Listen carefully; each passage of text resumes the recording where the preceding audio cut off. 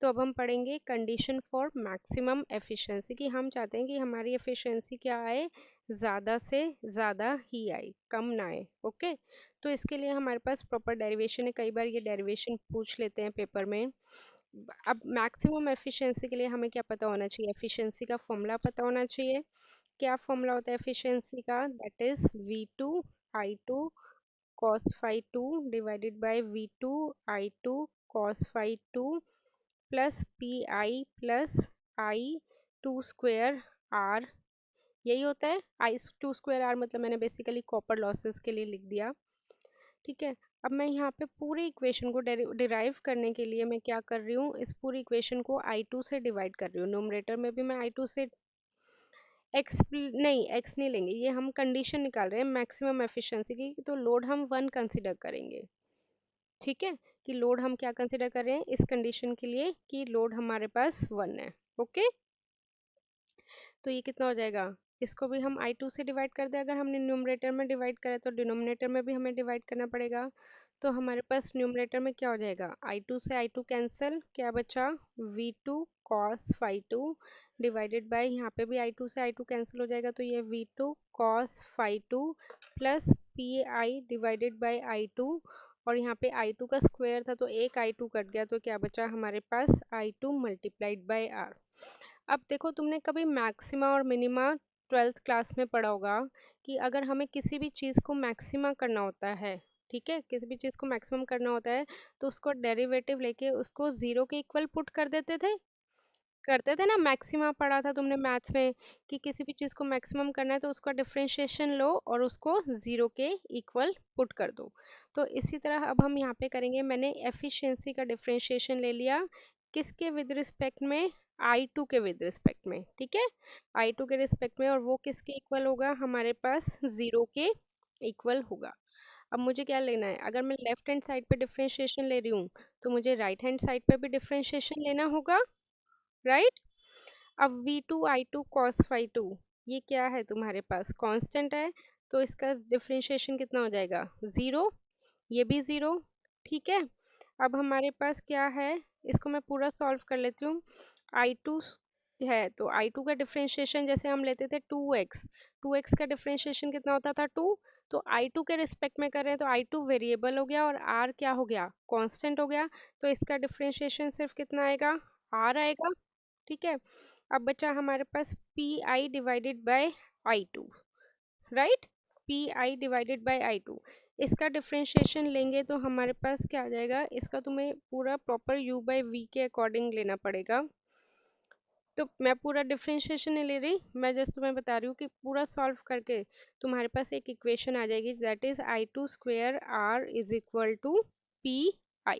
Okay, paper में हाँ बस है, तुम यहाँ पे डायरेक्ट भी लिख देना, थोड़ा सा सॉल्व यहाँ तक तो करके दिखाना पड़ेगा, तो यहाँ पे लिख देना कि इसका ज़ीरो हो गया। ठीक है, तो इसका कितना हो गया, zero minus PI divided by I2 square plus R is equal to zero, क्योंकि ये ज़ीरो के ही इक्वल है। तो इसको सॉल्व करके हमारे पास ये आ जाएगा, मेनली जो टर्म आएगी, मैं यहाँ पे फिर से लिख रही हूँ, जो सॉल्व करके आएगी that is minus PI divided by I2 square plus R is equal to zero. तो इसको सॉल्व करेंगे तो हमारे पास ये वाली इक्वेशन आ जाएगी।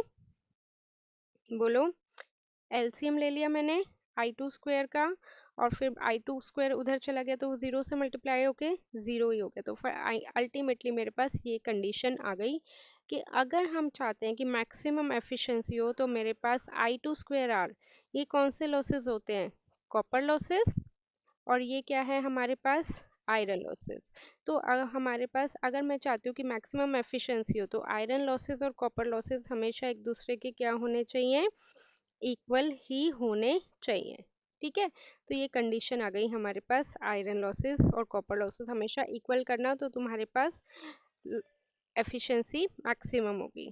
तो अब हम लिखते लेते हैं एफिशिएंसी मैक्सिमम कब होगी, क्या फॉर्मूला था हमारे पास, V2 I2 cos phi 2 plus V2 I2 cos phi 2 plus iron losses और कॉपर लॉसेस क्या है, इक्वल, तो मैं इसको लिखती हूँ 2PI, iron losses plus copper losses की जगह, क्योंकि दोनों लॉसेस हम क्या कंसिडर कर रहे हैं, इक्वल कंसिडर कर रहे हैं, PC PI is equal to PCU, right. तो मैंने इसकी जगह 2 PI लिख दिया। बोलो यहाँ तक कोई डाउट? ठीक है, अब हमारे पास आई, तुम्हारे पास क्या था कि यहाँ से I2 स्क्वेयर आर की वैल्यू क्या आई थी, PI। अगर मैं यहाँ से I2 की वैल्यू निकालना चाहूँ तो I2 की वैल्यू क्या आ जाएगी, √of PI divided bye R, यही आएगी। R इधर चला गया और I2 का रूट ले लिया तो ये आ गई हमारे पास। यहाँ तक बोलो कोई डाउट हो तो I2 की वैल्यू आ गई हमारे पास। यहाँ से अब हम क्या मतलब सॉल्व कर सकते हैं कि आयरन लॉसेस और कॉपर लॉसेस क्या है हमारे पास, इक्वल। तो x² PCU is equal to PI। Okay, x² क्यों आया है, याद हो तो मैंने बताया था कि आयरन लॉसेस का कॉपर लॉसेस का क्या फॉर्मूला होता था, I²R। तो x के भी क्या आ जाएगी, स्क्वायर आ जाएगी, तो x² I²R is equal to PI। यहाँ से अगर मैं x की वैल्यू निकालना चाहूँगी तो मेरे पास क्या आ जाएगी, √of PI divided bye I²R। अब I²R क्या है तुम्हारे पास, कॉपर लॉसेस है, तो x is equal to √of PI divided by PCU। तो ये मेरे पास आ गई कंडीशन लॉसेस की, कि अगर तुम्हारे पास क्वेश्चन में आएगा अगर तुम्हारे पास मैक्सिमम एफिशिएंसी है तो आयरन लॉसेस और कॉपर लॉसेस की वैल्यू दी हुई है, तो यहाँ से तुम किसकी वैल्यू निकाल सकते हो, लोड की वैल्यू निकाल सकते हो। बट ये फॉर्मूला कौन सी कंडीशन पे अवेलेबल है, एप्लीकेबल है, मैक्सिमम एफिशिएंसी पे। तो तुम्हें ये चीज़ याद रखनी है, और ये चीज़ याद रखनी है कि कॉपर लॉसेस और आयरन लॉसेस क्या होते हैं, इक्वल मैक्सिमम एफिशिएंसी की कंडीशन पे।